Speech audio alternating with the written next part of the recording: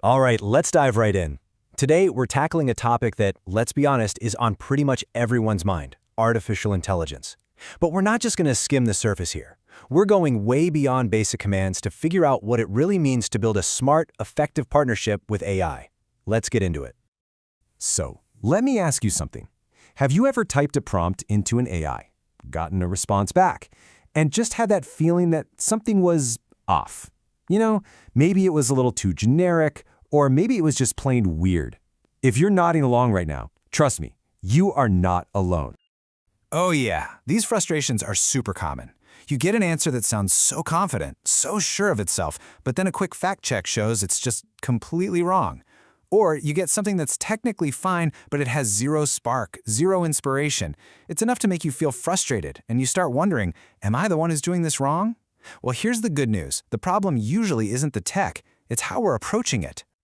And that's exactly what we're going to tackle today. We're going to help you move from that feeling of frustration to a genuine state of fluency. And we're going to do it with a new, simple framework for working with AI. So what do we even mean by AI fluency? Well, it's pretty simple, really. It's just the ability to work with these AI systems in a way that's effective, so you actually get what you need, efficient, so you're not wasting time, and really importantly, both ethical and safe. That's the goal. That's what we're aiming for. Okay, this is probably the single biggest shift you need to make, and it's all in your mindset. It's time to stop thinking about AI as just a digital assistant that you delegate boring tasks to and start seeing it for what it can be, a powerful thinking partner you can actually collaborate with. And this slide right here, this is where it all clicks. See, on the one hand, you have automation. This is the do this for me mode. Summarize this report. It's handy for sure, but it's pretty limited. The real power, the game changer, is on the other side, augmentation. This is the think with me mode. Instead of just handing off a task, you're collaborating. You're not asking AI to do your work for you, you're asking it to help you do your work better. That's the magic switch right there. So how do we actually get there? It all starts with the first two steps of a really straightforward four-part framework: plan and prompt. So here's the whole framework at a glance. Plan, prompt, proof, and practice. Just 4 simple steps. Think of these as your roadmap to becoming truly fluent with AI, no matter how much the technology evolves. All right, first up is plan. And this is so important. The most critical step in using AI effectively has, believe it or not, nothing to do with AI itself. It's all about you. Before you even think about opening that AI tool, you have to get crystal clear on what you're trying to accomplish in the first place. Planning really breaks down into 3 things. First, there's goal awareness. You got to ask yourself, what am I actually trying to do here? What does a win look like? Second, tool awareness. Is this AI good at creative stuff, or is it better with data? Is it even the right tool for this specific job? And finally, task planning. This is where you strategically decide, okay, what parts of this do I need to do myself, and where can AI actually be a helpful partner? Okay, that brings us to our second P, prompt. You've heard the old saying, garbage in, garbage out, right? Well, it has never been more true than with AI. The quality of what you get out is a direct result of the quality of what you put in. Your communication is everything. And wow, does this slide show the difference? Look at the weak prompt on the left. Tell me about project management. What are you going to get? A boring, generic Wikipedia-style answer. But now look at the strong prompt. It gives the AI a role. Act as a senior project manager. It gives it context. I'm preparing a presentation for junior designers.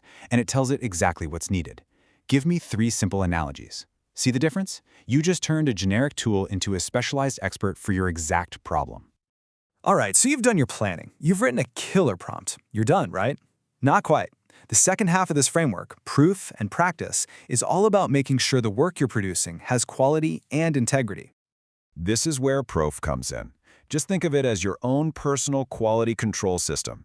The AI gave you an output, and now it's your job to be the editor, the fact-checker, and the final judge. It's an absolutely essential safeguard. And let me tell you exactly why this is so critical. AI systems have this weird ability to hallucinate. That means they can just make stuff up, and they'll say it with all the confidence in the world. It might sound totally plausible, but it's completely false. This is why you can never, ever skip the proofing step. So what are you actually looking for when you proof this stuff? 3 things. 1, factual accuracy. Are these facts, figures, and names actually real? You have to verify. 2. Professional appropriateness. Is the tone right for your audience? And 3. Practical quality. Is this actually helpful? Is it coherent? Does it achieve the goal you set out in the plan stage? And that brings us to our final P, practice. This is all about taking ownership and responsibility for how you use these tools. It's about making sure your work isn't just effective, but it's also ethical, secure, and you're accountable for it. Okay, listen up because this part is non-negotiable. Think of these public AI tools like you're speaking in a public square. You would never input sensitive information. That means no identifiable details from client meetings, no confidential personal stories, no private info about your colleagues, and absolutely no secret company data. Protecting that confidentiality is your responsibility. Whew. Okay, we've been through all 4 Ps. Now let's pull it all together and see what this looks like in the real world with a professional's playbook. So let's say you're prepping for a big presentation. Using our framework, you can be really strategic. You can use AI in automation mode to do things like compile historical data or draft some simple social media posts. Then you switch to augmentation, that think with me mode, to brainstorm creative openings or get ideas for illustrations. But look at that 4th line, determining the core message. That's you. That's human only. That's your expertise and your judgment, right where it should be. And that right there, that's really the core message of this whole thing. Your expertise, your experience, your judgment, that's the foundation. It always will be. AI is just an incredible tool that can amplify your work. It's not here to replace you. So, if you're going to remember just a few things from our chat today, let it be these. 1. AI is a thinking partner, not a content factory. 2. A little bit of clarity in your communication completely transforms how useful it is. 3. That critical evaluation step, it is absolutely non-negotiable. And 4, at the end of the day, you are always accountable for the final product. So I'll leave you with this one final thought. Now that you have this framework for building a smarter partnership with AI, what could you really accomplish with a better thinking partner? It's pretty exciting to think about, isn't it?